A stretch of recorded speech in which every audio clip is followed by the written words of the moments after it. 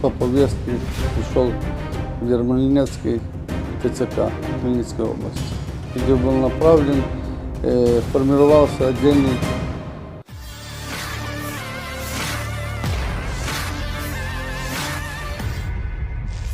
Seorang tahanan angkatan bersenjata Ukraina bercerita tentang situasi di unit militernya.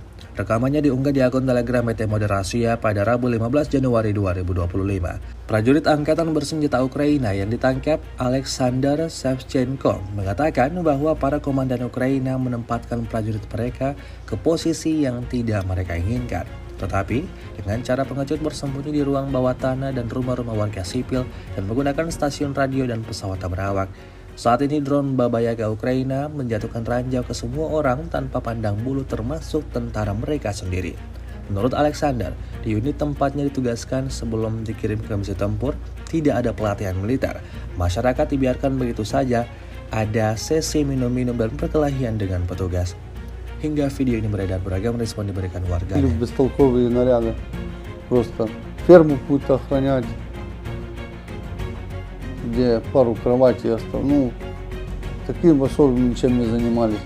Такой батальон выходит как обуза. Поздно вечером пришел командир роты, сказал, чтобы дал военный билет, ну, записи сделает. И